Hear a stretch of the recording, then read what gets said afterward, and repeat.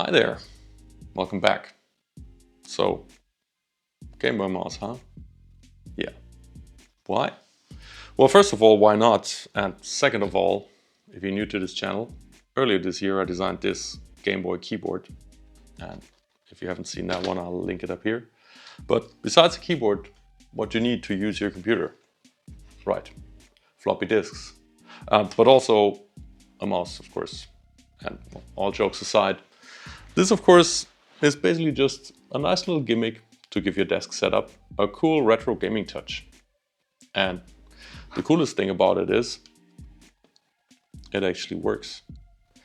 It's based on the Bambu Lab Mouse Kit that you can buy and download the file and 3D print it at home and have one of these on your desk. Sounds pretty cool, huh? And if you want to find out how I designed them and why the hell there's actually two of them, well, let me show you.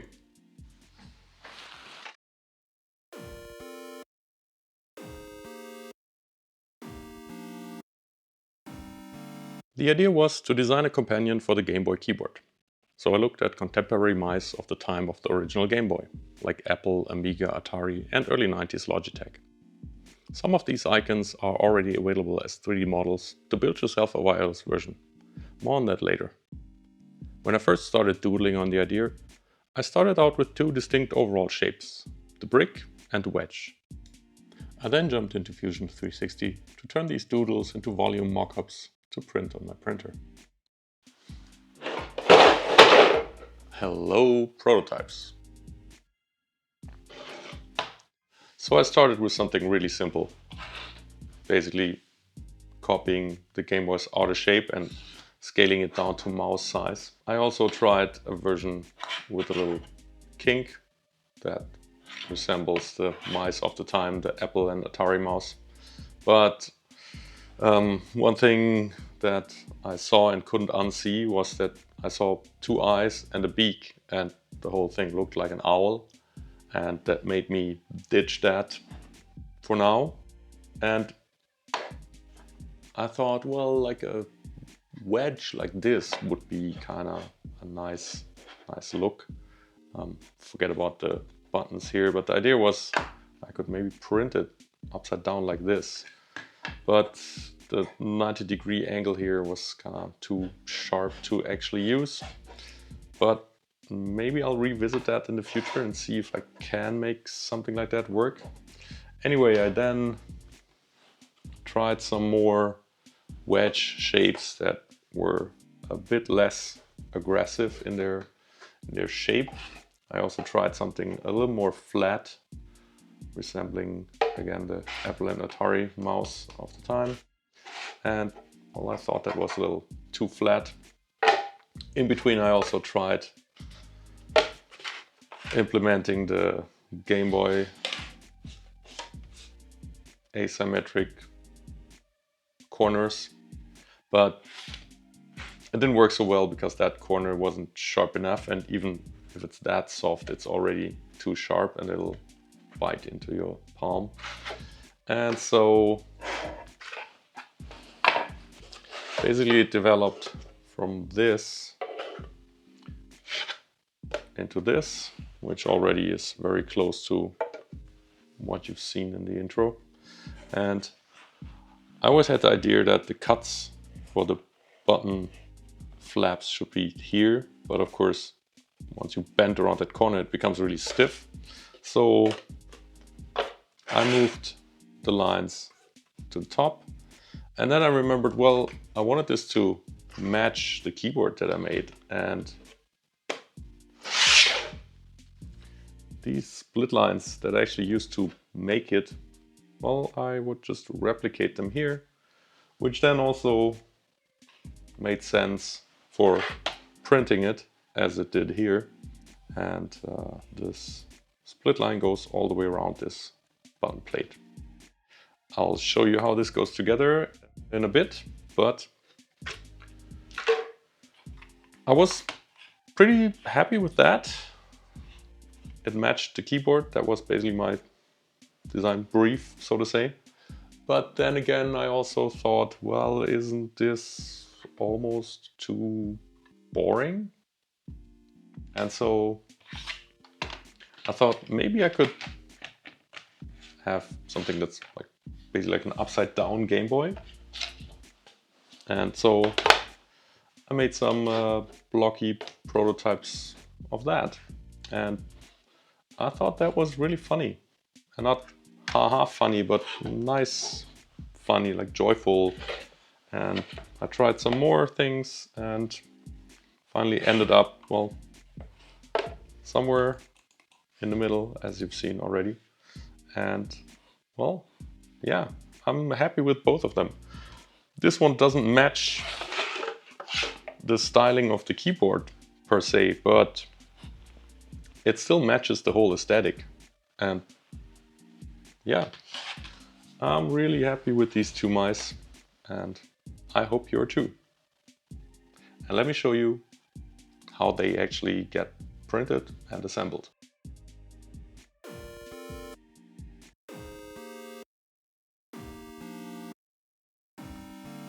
I started printing the first volume mockups in an upright orientation to get the best surface finish and to use the build volume most efficiently to print 6 of these overnight. You can see the sunrise in the end of the time lapse here actually, that's pretty funny. And that worked pretty well. One 3D printing tip I can give from that is use lightning infill for quick volume mockups like these. It will only start to make infill at the very end and save you time and filament. Since that orientation worked so well, I thought I could easily do this for the final parts as well. So I tried. And tried. And tried. They say trying the same thing over and over again and expecting a different result is a sign of insanity. I was finally able to print a set in an upright position and kept my sanity, but I wasn't happy with the result. Neither the surface finish nor the fit for the PCB was great, and also the supports were hard to remove. So I knew I couldn't rely on the slicer to auto-generate that and had to take matters into my own hands.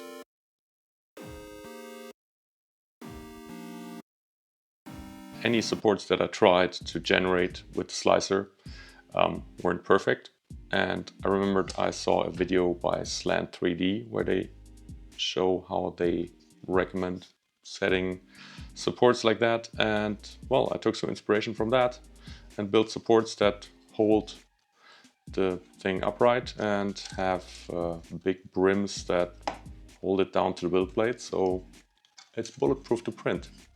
And they're easy to snap off and they're hidden on the inside, so any imperfections by snipping them off will be hidden on the inside anyway. You can just snap these off and no one will ever know they were there once you screw the bottom in place, and well, makes it easy to print and bulletproof for any printer without having to worry about the settings. Same here, there's a little gap that will make this snap off easily. Not so much the inside, you might need to take a little tool to push that from the inside. And there you go.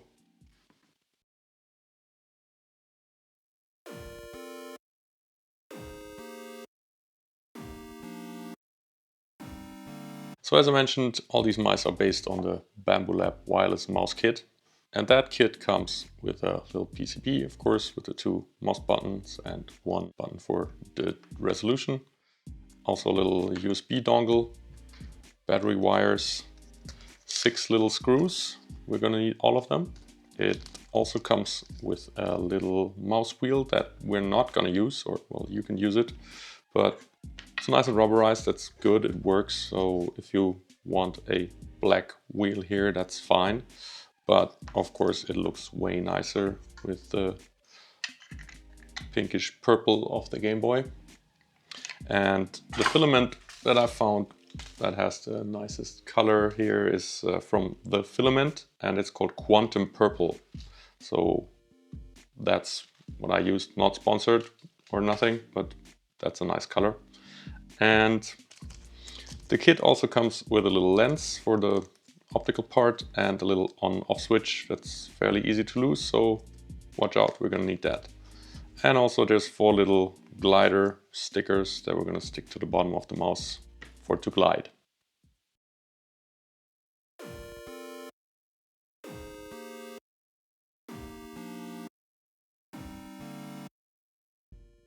So let's start with mouse number 1. It's pretty obvious how these things go together, but let me show you one thing. This battery compartment is a separate part, but I already put it on here and it's not coming off again. It just slides onto this tab here. And here's a little battery door you'll see in a minute. Main body and the plate for the buttons. And that one I would recommend to pre-tap just a little bit with a screw, so it's easier to start the screw. And just mount this in here. Watch out that the plate rests on the inside and pull it back a bit. The hole will position it, but position it as good as you can before. Make it tight, but don't overdo it or you'll break the plastic. And well, that's it for the top part. We'll mount the PCB onto the base plate here, but first we'll need to mount this little lens. And that one goes circular cutout up and forward. And here's the little slider for the on-off switch that I mentioned is easy to lose, so don't lose that. Slide that to the left and make sure the on-off switch is in the off position indicated by a little white rectangle here. And then one more thing is the mouse wheel. This is 2 parts. Just push that together and put that into the encoder here. It has a little hex section and slides in nicely. And you got to do that first, otherwise it's not going to be mountable. And then you need to wiggle this a bit so it comes to rest in place. Here's a little push device for the DPI selector. I would also recommend just giving this a few threads to start, so it's easier to mount while you're holding this in your hand. Okay, and then, well, no, wait. Of course, we need to mount the battery wire here, and these go in with the flat side up. There's a little slot here, and they come to rest on the little shelf here on the inside. I would recommend using some tools for that because the solder can be a bit pointy here. So you see it rests here, and do the same for the other side. Slide that in here, push it down. And don't forget to plug it in. Guess how I know? Well, almost done. Mount the 2 together. Watch out that the wires don't get trapped anywhere. Are they? Oh yeah, see? Have them go over the top. Yes. And then you just mount the whole thing together with the 4 remaining screws. I already applied the little gliders. There's little positioning lines for you to easily place them in a nice spot so they don't disturb the nice design here. This little rectangle is for the dongle, and then the battery, of course, and battery door goes in like that with a click. Turn it on to see if it's working, and yes, it is flashing. So that's number 1. Let me show you the other one.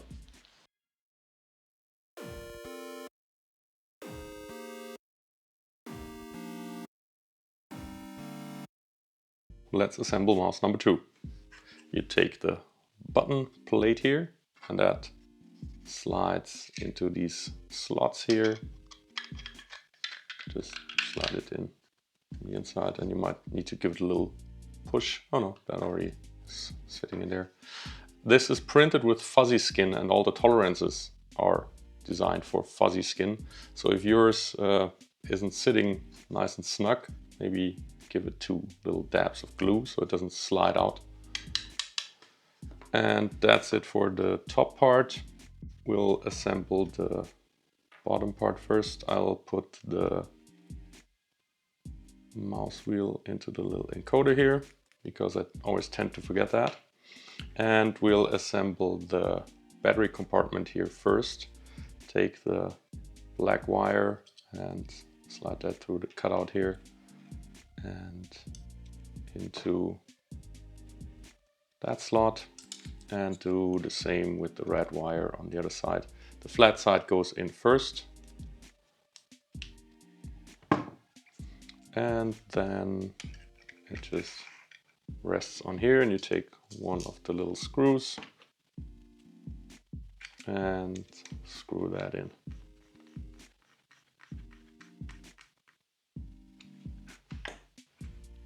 That's it for the battery compartment. I already installed the lens and the on-off switch here, because you've seen that before. So you gotta watch out with that's a good example that it's doing that now. Watch out with the wire, that it's coming up straight, and wiggle that in place. Okay, and again we have the little DPI clicker here. That's also a mounting feature for the PCB. Pre-tap that just a little bit so it's easier to start the screw. And once that sits in place, turn it around, grab your screw and just screw it tight. Yes. Plug in the battery cable here, and now we'll just mount this in place with 4 remaining screws. And again, I already installed the glider stickers. Underneath here there's little lines that'll indicate where to put them so that they integrate nicely into the little Game Boy graphics here. The dongle goes in here, and I have to steal the battery from this one. Battery goes in here, battery door on top, and here's your tiny Game Boy.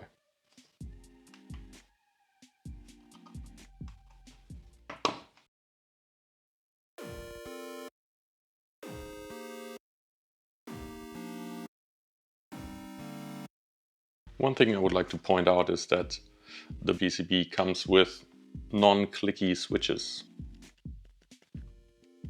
Apparently silent mice are a thing now, but you can easily desolder and solder clicky switches in place.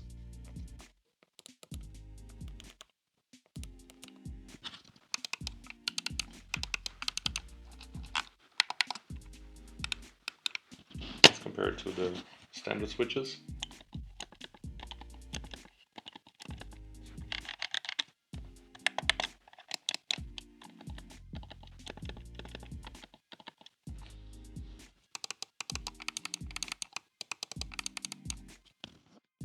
So yeah, you take your pick. I think it works really well with the standard switches, but clicky switches are pretty satisfying, I have to say. So if you want to find out how you can solder new clicky switches to your Bambu Lab PCB, you need to see this video by Kevin Noki. He explains how to do that. All you need is a solder sucker and some basic soldering skills. He also designed a pretty cool Apple retro mouse that you can download and print if you fancy that one.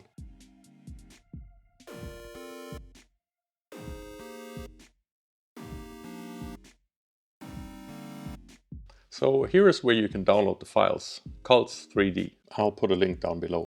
The mouse kit you will be able to buy directly from Bambu Lab, of course, or from other 3D printing retailers like 3DJake or others, not sponsored.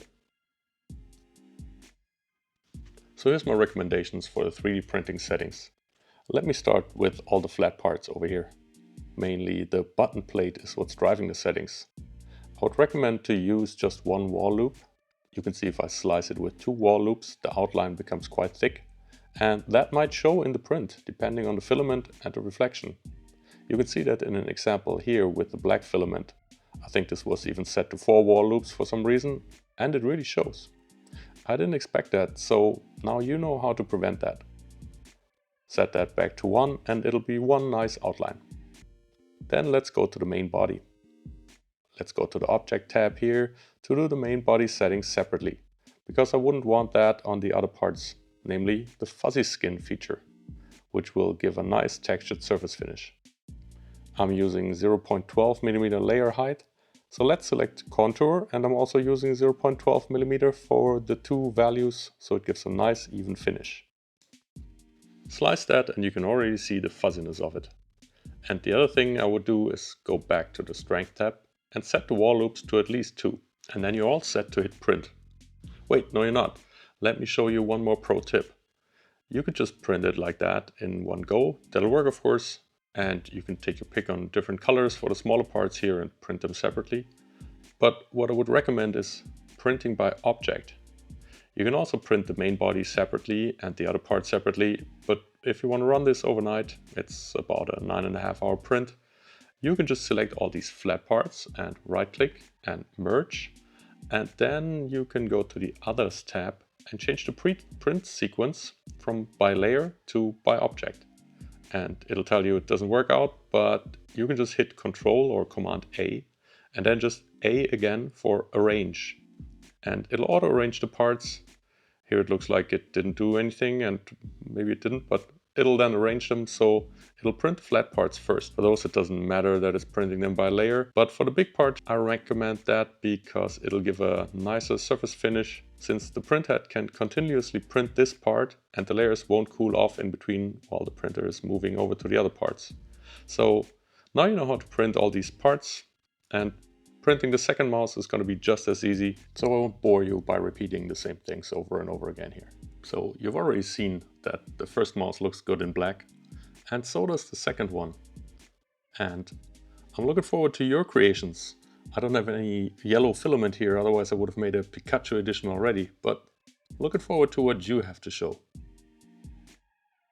And one last detail here, well, the details on that button plate here that mimic the Game Boy cartridge details. If you don't fancy these, I will add 2 more files to the set here, which are either completely clean or just have this one loop as a detail, or the full detailed version. So you can pick whatever you prefer.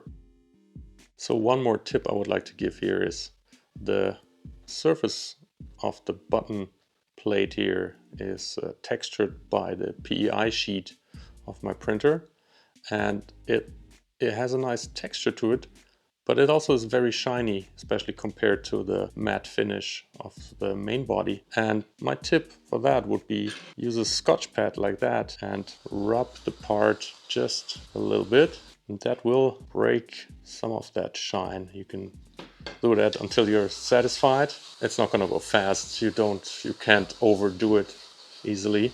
You can see here in comparison to another part that was not sanded, you can already see how much more matte this gets. So do this to your heart's content to make these parts match a bit nicer in surface finish.